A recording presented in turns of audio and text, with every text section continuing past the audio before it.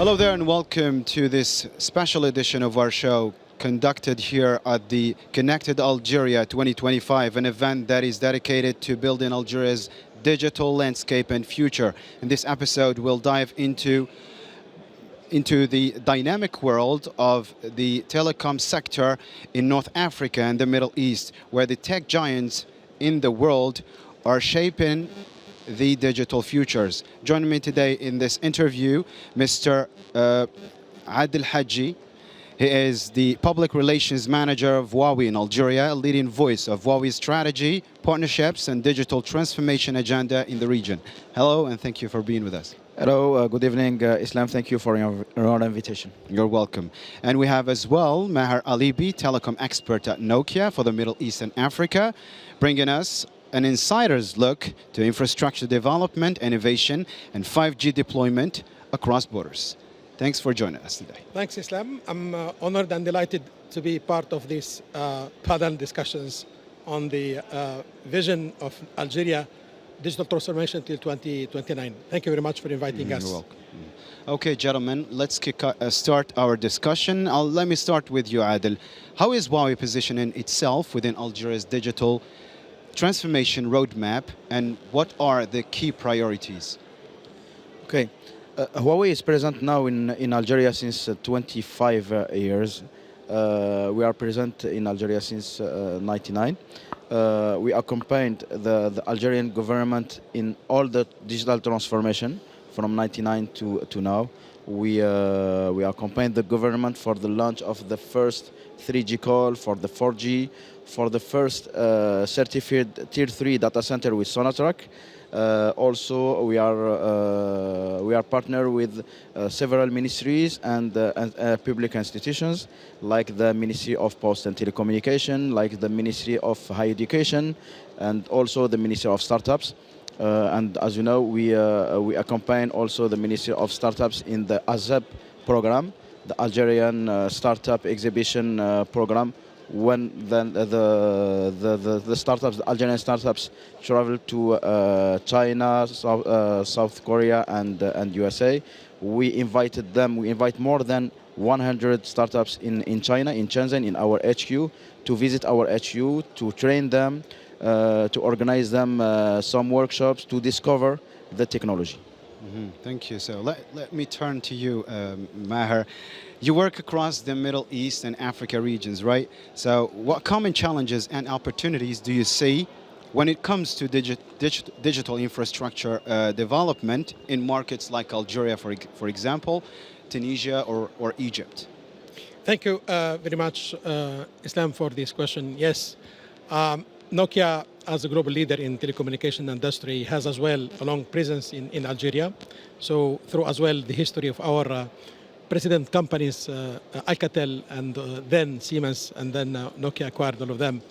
Nokia is really present with the different as well operators in Algeria, very active in digitalizing the Algerian economy. And yes, as you said, we are very active with you here to bring our good experience in the region level that we have acquired globally and also in Middle East and Africa for markets like the Algerian markets. Indeed, the digital transformation is a journey. So today we are moving to the 5G. Are we calling it an evolution for the precedent technologies or revolution?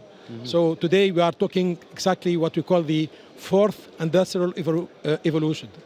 And that comes as well with these cloud aspects, artificial intelligence, robotics as well that come to the picture. All of them, they are now to be put in service of the digitalizations at all levels, from industry, from agriculture, from transportation, and so many other use cases. And yes, the 5G has been launched now since 2019, and since then we acquired long experience, right? And this experience should be now customized and applicable to the Algerian context. As you said here, definitively, I mean, neighboring countries who launched it already or they started the launch can give insights how we can bring such experience here, right? So now when it comes to the challenges, indeed, so we need to bring this connectivity. We have to prepare, I mean, the highway of communications So 5G BTSs will be there, and then we need as well to connect the different cities, the different, environments with the communication systems. On top of that, we are not going to digitalize only a high speed that we have to offer to the end user, but we need as well to digitalize the enterprises. So we can touch, for example, most of the important topics here, all in CAS in Algeria, right? We can address, transportation, ports, and so on. And then comes the point of this digital transformation, how we can be able to secure this digital transformation in the right way. There we can find sometimes, different points. This is the experience that we have in the region. Some resistance of change. Then there is some fear, regarding the security aspects. It's one of the points that people may really resist to go on that one. And the third aspect is much culture point of view. So if you are now in comfort zone and then you bring this digitalization, people, they can ask question marks, right? And this is our role as well, to reassure them through what we have launched elsewhere, what this digitalization can bring as benefits, right? In reducing the processes, improving the productivity, and many other benefits that we can go through them along the discussions today. So I think, yes, budget as well comes to the picture. So people, when they don't see the full potential of the advantage of the technology and the digitalization, sometimes they're reluctant. How this big, maybe money that they will spend at the beginning, they can't figure out the return on investments in the long run. So this somehow, some points as of many to put here in this discussion. Thank you. Interesting. Let me go back to you, Adil. Huawei often emphasizes the role in education in ICT, skills training in emerging markets. Could you share some recent or upcoming initiatives here in Algeria? Okay, in his role of as a societal business, a societal company, Huawei is also accompanying or encouraging talent and training of talent here in Algeria. We are partner with MOET, the Ministry of Higher Education and the Research, since 2018, and we renewed our cooperation in 2023. We are now partner with 57 universities in Algeria, from the east, from the west, from the south, from the north. Last universities was universities from the south, Taman Rasset, Adrar, Laghouat, and also 2 universities from the east, Annaba and Constantine. We have several and lot of programs with MOET, with the Ministry of Higher Education, for talents. Like Huawei ICT Academy, we create an ICT Academy in each university here in Algeria. We have more than 7,000 students certificated with Huawei. 7,000? Yes, 7,000 students. We have also the program whose name is Huawei ICT Competition. It's a competition for all the students who are registered in this ICT Academy, in these universities. It's a program initiated in all over the world, not only in Algeria. And you can, maybe you know that for the 5 past year, the Algerian teams won the first prize in the ICT competition, global ICT competition, the international one. From 2020 to now, every year, an Algerian team composed by Algerian students from several universities, from Tebessa, from Béjaïa, from Tizi Ouzou, Bouera, Blida universities. There is a positive increase. Yes, won the first prize in this ICT competition. The next edition will be in May, next May, and we have 4 teams who are qualified to participate in this ICT international ICT competition also. We have another program. The third program is Seats for the Future. Seats for the Future, we select with MOET, with the Ministry of Higher Education, around 20 to 30 students. We regroup them. We organize for them like a camp for training for 1 week to 2 weeks. Last time they stayed here in Algeria for 1 week, and they went to China for another 1 week to train them in ICT, to train them in Chinese culture, and we organize for them after like a competition to launch their innovation project to be a startup after. And for the fourth program is a job fair. We organize a fair every year for the students who are certified Huawei, and we call all our partners, Huawei company, or all the partners, and they choose. They organize the interview for these students to become after their staff and to join after these companies. Maher, Nokia recently pivoted towards networks, sense, think, and act. If we can say, in other words, probably AI. How is this vision being translated on the ground in the Middle East and North Africa in more particular? Okay, thanks. So Nokia, as we said, it's moving from connecting people that we used this term before. Now we are having this Nokia creating technology that helps the world act together, right? And this really is translated in real life in the region, and this is done in our networks that we are providing to our customers, right? So nowadays we are going to these networks that are based on cloud, and also based cloud-based networks. Okay. And also, as you heard, I mean, the topic which is now running and discussed very well here in this forum is the artificial intelligence. And when cloud meets AI, I can let you imagine the hubris that can happen here. So different possibilities that can be impacted in the network, and also a great engine of innovation that can be built on that one, and that transform the operators. They are not only serving connectivity, but also making much more value to their, let's say, customers. And that opens as well the floor for Algerian, let's say, ecosystem to grow at different levels.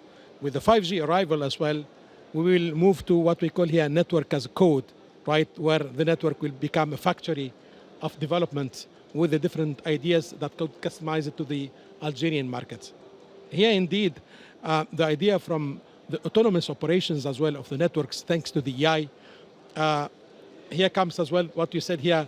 Nokia is creating, I mean, the technology and the networks that are sensing with the sensors possibilities, detecting the different changes in the networks, and then thinking by themselves based on, let's say, and predictions and actions that has been done before, what to do in the next iterations in a real-time manner.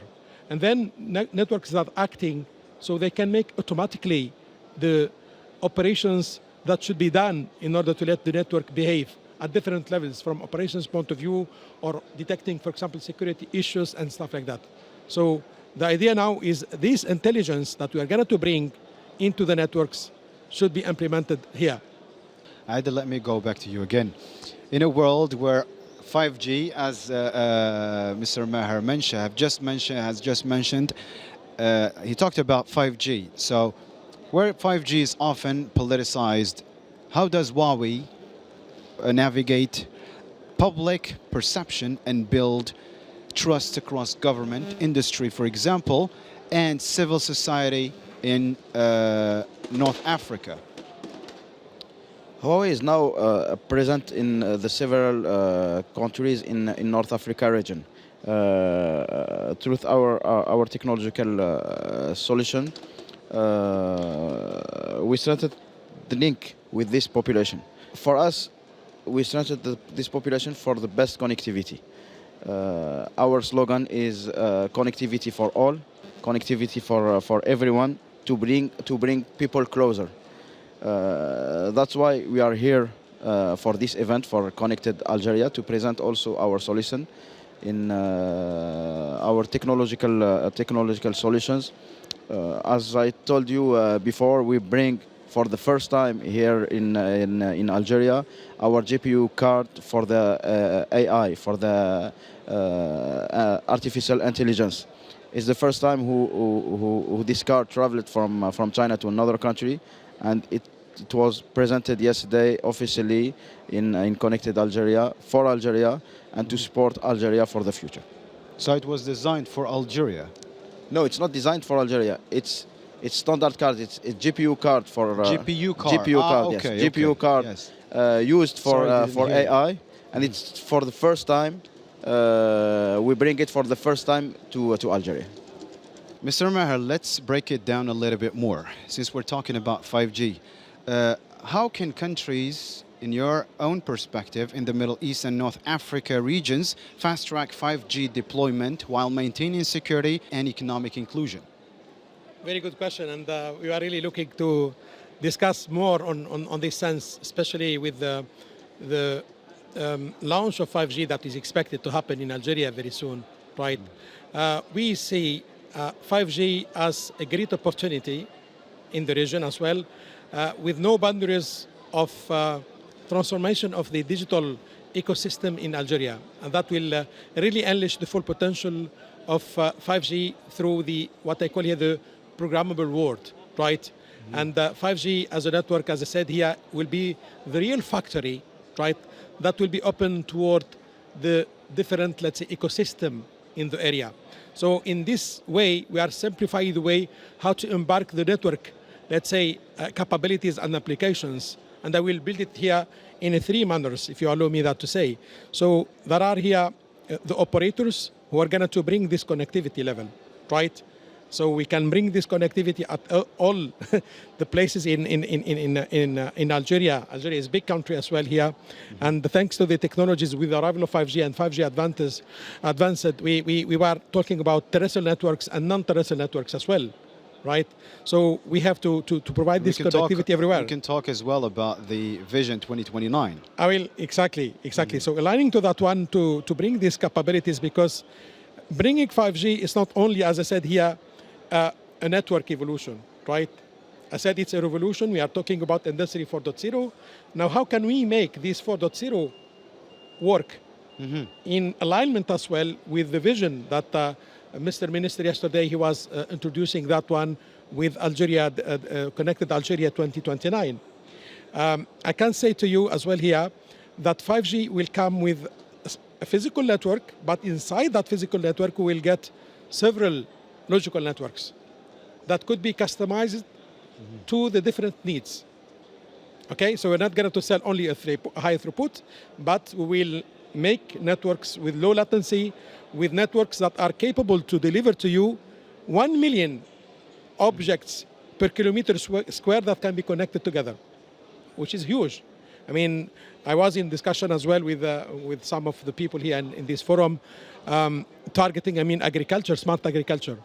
So with these sensing, let's say, devices that we can get along the field for the agriculture, we can bring this smart agriculture, right, with the different needs to detect humidity, to manage the water irrigation, and the importance of water in Algeria. And that comes as well by opening this network to whom? To the startups, to the developers. Thanks to what? Thanks to this network as a code, as I was mentioning earlier. And that will help these developers now to come with brilliant ideas, right?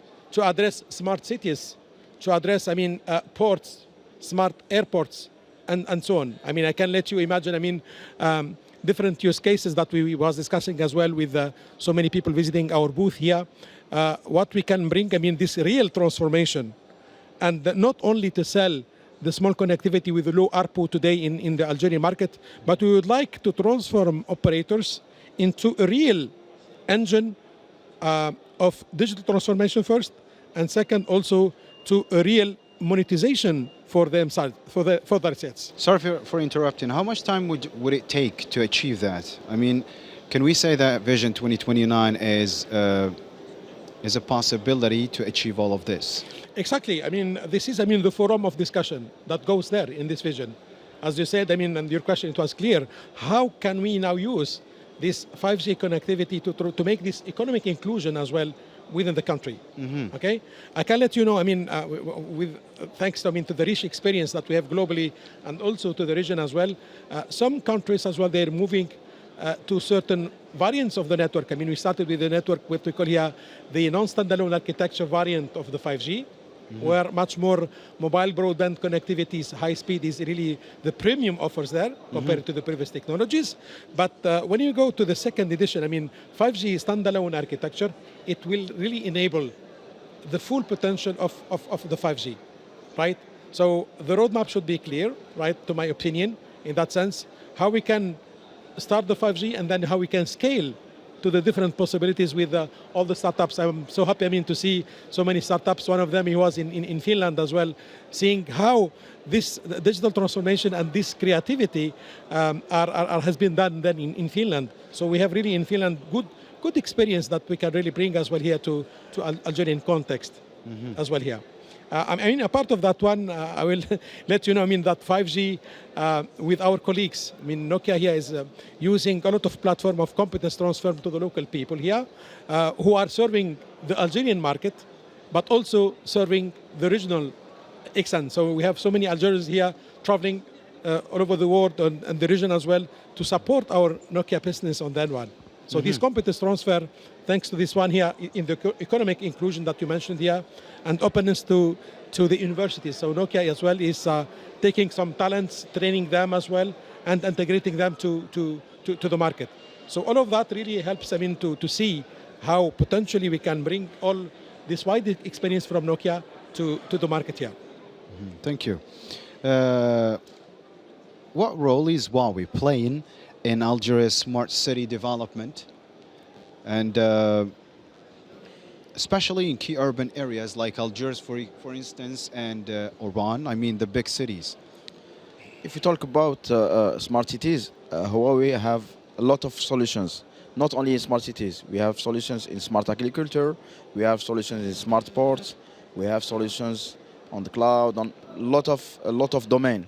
And as you know, when the President of the Republic, Mr. Abdelmajid Tebboune, visited China and visited Huawei HQ in Shenzhen in July 23, we present for him all these solutions, especially for the smart cities. And after this, we presented also some of these solutions to Algerian officials, and we are now doing meetings going forward for this project, to concrete this project here in Algeria, like Oran, like Algiers. We had a meeting with the Wali of Oran in 22, 23 about this, and we are working together with the Algerian officers and Algerian government to concrete these solutions, these technological solutions here in Algeria. In Algeria, okay. Maher, what's your perspective? I mean, on Open RAN technology, we have discussed this earlier, I guess, and and its potential in reducing vendor dependency on regional telecom operators.